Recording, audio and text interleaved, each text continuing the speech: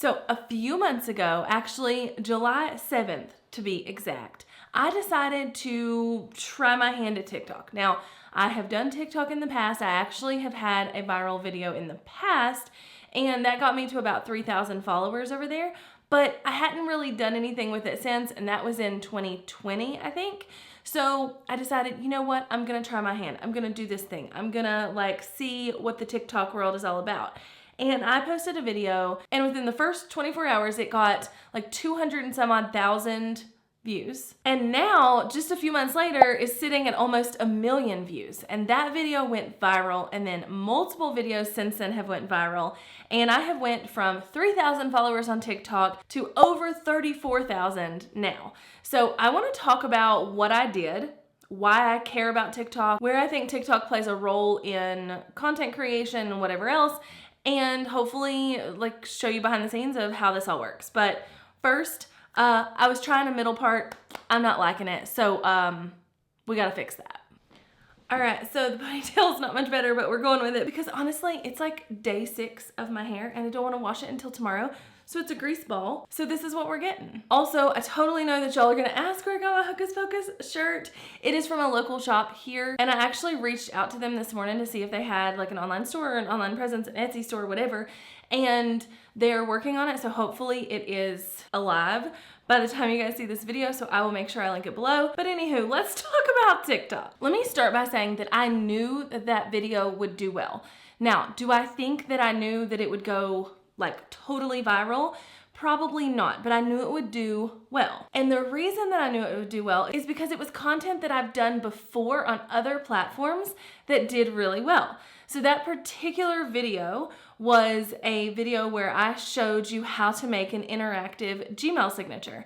And that was my very first video here on YouTube. So it was kind of fun to do it as a TikTok, but it did well on YouTube. It has done well in other formats that I've created it, and so I knew it would do well on TikTok, and I was right. But also, once you kind of know the format to go viral or to have really good videos on any platform like YouTube or Instagram or whatever, you can kind of use those same principles and those same things to ensure that a video on TikTok or somewhere else is going to go viral. So I knew the components of the video would do well because of the content, but also because of the format and because I knew the platform pretty well. And by knew the platform, I kind of just mean I've been a user of the platform, so I see what does well and I see what, people resonate with, right? The same principle applies to the first video that I did on TikTok that went viral. I knew it would do well. It was an office accessories from Amazon video. I had seen those do well before from other creators. I specifically went for really colorful things and things that I knew other people weren't sharing, and I knew it would do well, and it did. That one got 250 or 300,000 views, and it's what got me my first 3,000 followers. Now, since the viral one on the 7th of July, I've also had other mini viral videos. I've had multiple get over 10,000 views, some over 15,000 views, several over 30,000 views. I've had 2 more get over 100,000 views. And overall, I've kind of cracked the code on what works for me and for my brand and for my content creation strategy as far as what feels good to me, but also what works well on the platform so far. That's why I wanted to do this video. I wanted to kind of share those things with you, what I did, what I didn't do, what I'm not doing, all the things. So first and foremost, and I have to say this first because I see this being the biggest mistake that other entrepreneurs or other people coming from Instagram to TikTok are doing. And that is, I did not treat TikTok like Instagram Reels, and those two things are very, very different as far as how you're going to create content and what you're going to put on the platform and what's going to do well. Instagram Reels wants one thing, TikTok wants another. And so if you're doing the same strategy on TikTok as you are on Instagram Reels, you are quickly going to see that it's not working. So that's really the first thing I want to talk about, because I do see that this is probably the most common mistake that I've seen from other people on the platform who, again, are moving from Instagram Reels or who are in the business world and are coming to TikTok that they're doing. What does well on Instagram Reels, basically, is for you to take a trending audio that is some kind of voiceover or whatever, do the voiceover of it, use some text, and make it applicable to your industry and ship it. And that will generally do well on Instagram. And I say that from experience, but also from watching other accounts. That's what Instagram likes. Now, there is an element of that to TikTok, but for the most part, I'm seeing so many people basically do a similar strategy from Instagram Reels on TikTok, and that is just not going to work. What TikTok wants is authenticity, talking head videos, just straight from the phone videos, no makeup. They want different things. They want more authentic content and more Instagram story-like content rather than Instagram Reel-like content. So there's been multiple times in the last few months where I'm like, okay, I need to put this on stories. But then I realize it might be a good TikTok too. So I'll make a TikTok of what I was gonna put on Instagram stories, and it would never be something I would put as an Instagram Reel. But for me, that has worked really, really well.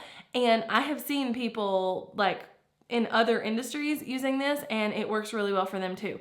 Yes, there's obviously the dancing and the voiceovers, but that's not the kind of account I want to have. And so I haven't used trending audio, or I haven't danced, or I haven't done a voiceover on TikTok in any of these viral reels that I've done in the last few months. Hopefully that's a little bit of a light bulb moment for you, is that treat it more like Instagram stories and less like Instagram Reels. So that is how I'm thinking about TikTok as a whole. Kind of on that same note, a mistake that I'm seeing a lot of people make on TikTok from the business world that kind of falls right in line with the whole it's not Instagram Reels thing is being too salesy. So on Reels, if you take a trending audio and then you put text up about your industry or your expertise, that is a very normal piece of content on Instagram Reels, and people don't have an adverse reaction to it.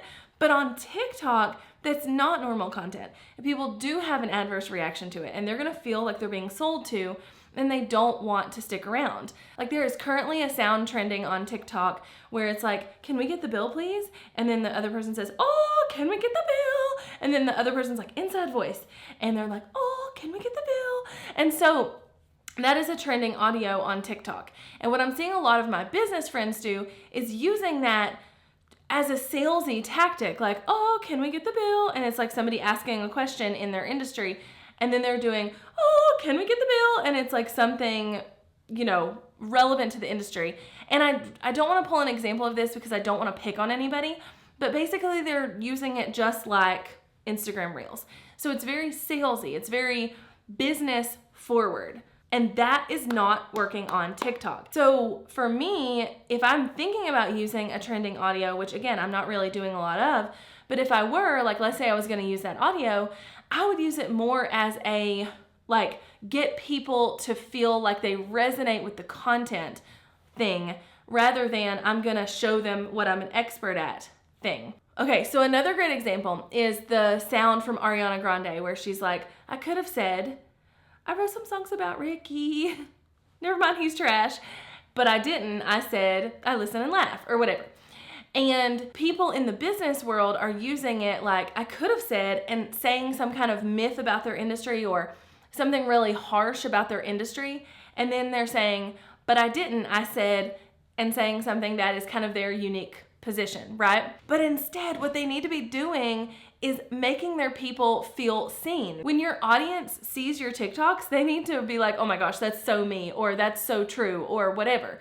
So if I know that I am talking to other creators or talking to tech lovers or whatever the scenario is, right?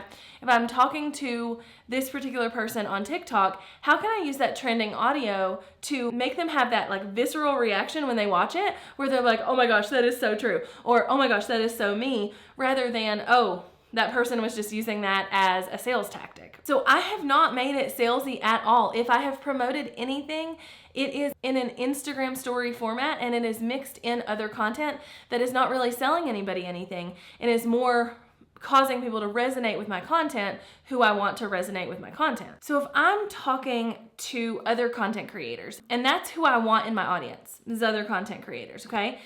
Then when I'm using that Ariana Grande sound, I'm not gonna be salesy with it. It's not gonna be, I could have said, and the text that comes across the screen being, you need to buy my course to make sure that you make the most money with sponsorships as a content creator.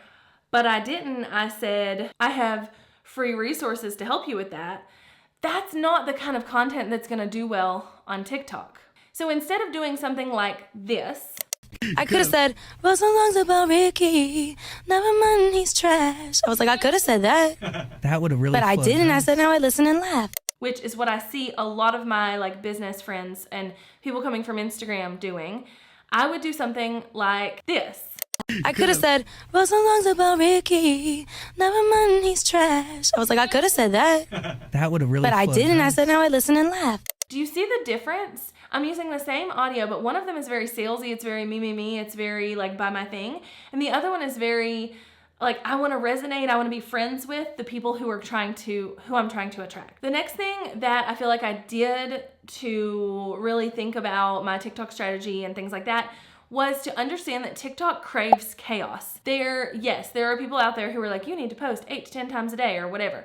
But I haven't done that. I have really just done TikToks when I have something on my brain. I have sometimes batched content because I've been trying things out.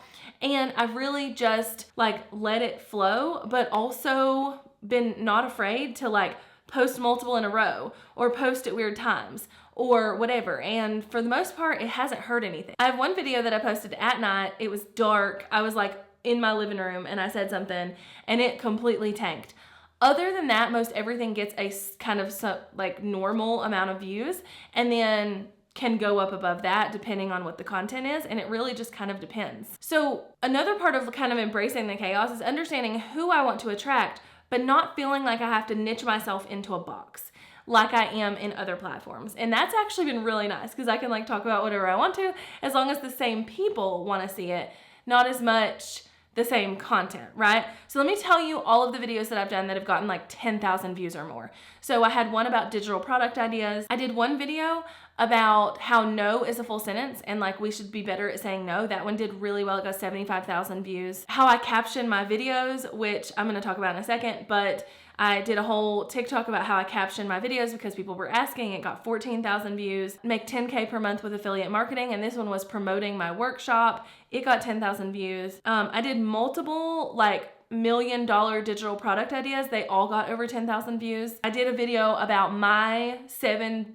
income streams. That one got 100,000 views. I did a video on how to create digital planners. It got 14,000. And then of course my original video about how to create an interactive Gmail signature got a ton of views. And then some answers to questions from that video got a ton of views. So it was kind of all over the place. Yes, I kind of focused on like people who are creators, people who want passive income, people who want to create content that makes them money. Like that's who I'm focusing on, but I'm putting out content kind of all over the board and it has worked really well. So TikTok loves chaos, and the more chaotic you can be, the better. And listen, I'm gonna use an example. It's probably not my best example, but here we are. Also, I got a new lens on my camera. Look how blurry and pretty. Oh my gosh. Anyway, there is a creator on the platform who in the last 2 weeks went very viral on the platform. She was a big creator beforehand, but went very viral on the platform in the last couple of weeks because she legitimately is bipolar and had a manic episode and like vlogged essentially all of that on TikTok. And while I don't think that was what was best for her and her mental health, nor do I think that some of her friends or family should have let it go on the way it did, nor do I think that that's a good strategy, it clearly was something that TikTok users picked up on, but also TikTok's algorithm picked up on. And her videos were getting insane amounts of views, thousands and thousands of views, hundreds of thousands of views within the first few minutes of her posting. So TikTok definitely wants chaos. Now, I don't recommend doing that by any means, obviously. And I also don't want to make light of someone else's mental health issues, but it was an example that I could use because it literally just happened. Okay, so kind of rolling on with the list of things I've done to go viral on TikTok and to continue kind of this pattern. I have been consistent. Now, consistent doesn't mean the same as it does here on YouTube. So consistency for me here on YouTube is putting out a video every Sunday and going into this month, putting out a video every Sunday and Thursday because that's going to be my posting schedule. And that's what consistency means to me here on this platform. But on TikTok, it really just means not falling off the face of the earth for weeks and weeks at a time and consistently posting content. Some days I post nothing. Some days I post one video. Some days I post 7. It's not really consistency in the same way that we think about it on Instagram or YouTube. It's more of I'm not just dropping off the face of the earth and disappearing and my audience isn't wondering where I am. I'm consistently putting up content so that I'm constantly putting things into the algorithm. Y'all, this hair is a struggle. So like I said in the beginning of the video, I fell back on content ideas that I knew did well on other platforms. Notice that I talked about digital products a lot on TikTok because I know that does well here for me on YouTube. Notice that I talked about my income streams because I know that does well for me on YouTube. When I did my first video that went viral, I talked about that interactive Gmail signature because I know that has done well. So I fell back on content that I know does well for me. So while yes, this is all new content, it's repurposed ideas, and that makes the whole process easier. And while I'm talking about that, let me talk about the fact that I did not repurpose content during this last few months on the platform. And when I did, it didn't do well. So what I mean by that is we create Instagram Reels and short form videos from every single one of our YouTube videos. So we will take the YouTube video and my team will chop it into a vertical video and it is ready to go, and we post it on Instagram Reels on my Hey Jessica TV account. And in the past, I have taken those same videos and put them on TikTok. But during this little experiment, I definitely did not do that. And when I did, they did not do well. So I can tell you without a shadow of a doubt that repurposing content is not going to cause you to grow massively on TikTok. Will you grow? Probably. Will you have viral videos? Maybe every once in a while. But for the most part, TikTok wants original content. But that original content can come from repurposed ideas. Then to also give myself ideas, I took bits and pieces from existing content on other platforms and, thought through how I can make that one bit or piece into a TikTok. So with the digital product ideas, I did one that was like a vague, here's some digital product ideas, but then I did individual videos about certain digital product ideas. So I was taking bits and pieces out of content that I knew did well, and I put that into TikTok format. Now I did play around with quality and with style of video quite a bit, and I found a really interesting thing that I didn't expect. So for me, when I'm watching TikTok, most people are filming on their phones. It is very much so a selfie video. Half the time they're not dressed up or anything like that. There's no good quality to it. It's just, phone content, right? And so that is what I did most of. But I took a little stint during that time and I filmed some videos with my big camera, with makeup on and sitting here in my office with the blurry background and all the things. And I filmed TikTok videos with my good YouTube setup. I was specifically filming for TikTok. Now, don't get me wrong. I was not repurposing videos, but I was specifically filming for TikTok, doing 3-minute videos here on my good camera with the good mic and whatever else, and here in my office. And then I was using Descript to caption them and make pretty fancy captions on all the TikToks and whatever else. And I'll be honest, I did not expect them to do well. I did this on purpose. I was trying to figure out if they would do well or not. And my initial thought was they're not going to do well because TikTok craves authenticity and craves less highlight reel and more real, right? But several of those videos did really well. And so going forward, likely what I'm gonna do is have a solid mix of I'm sitting here already filming YouTube videos. I might as well film a few TikToks on my good camera.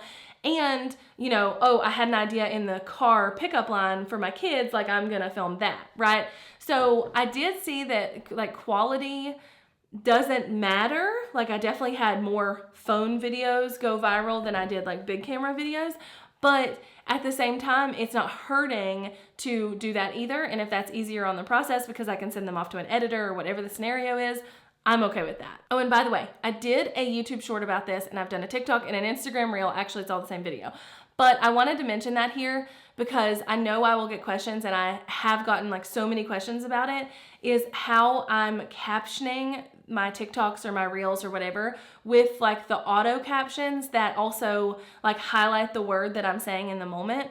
And I found this amazing tool. This is not sponsored. I found this amazing tool called Descript. Now I was saying it Descript because my southern butt likes to enunciate the first parts of words like cement instead of cement. Anyway, it's Descript because I had to Google it and I'm like, how does the company say this?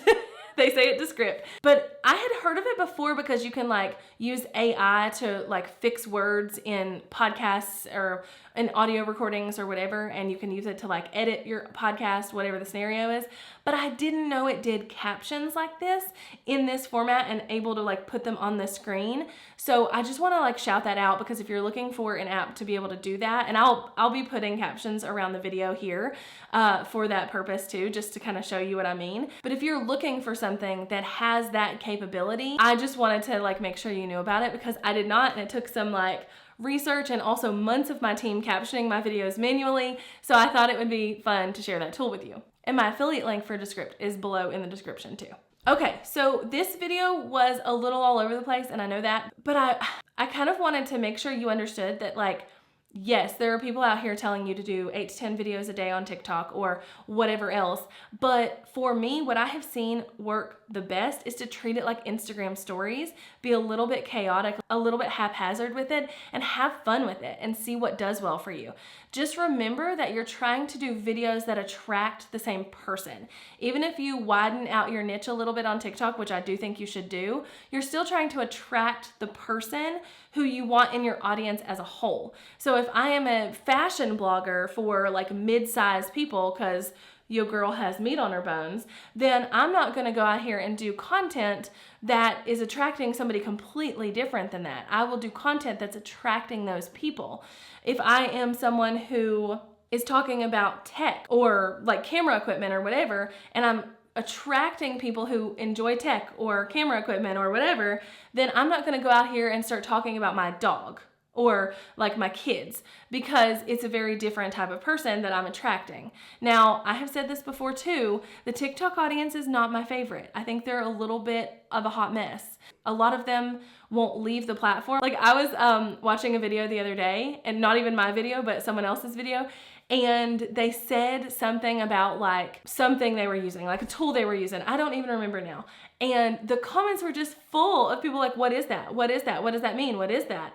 And the creator had went back and was like, you know, it just takes a quick Google search. Like they don't want to leave the app, and which is a little frustrating from like a content creator marketing perspective.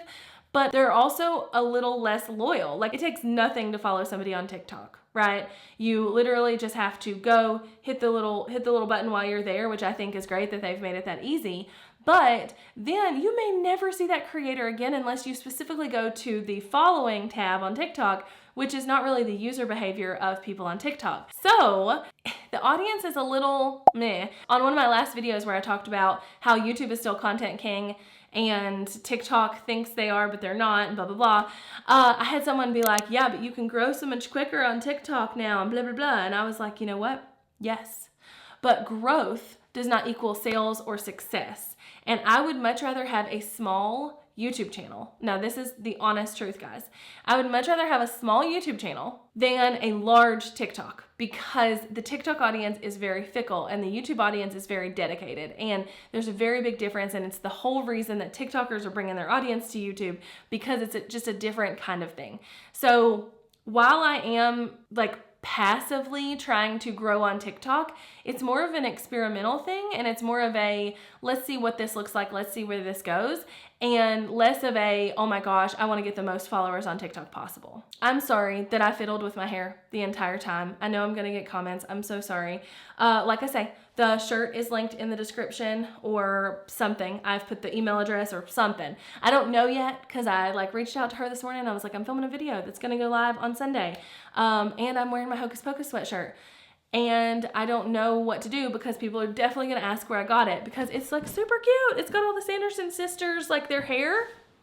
Super cute. So hopefully there's a link down there for you. If there's not, I'm sorry, but I'm going to try and put something down there.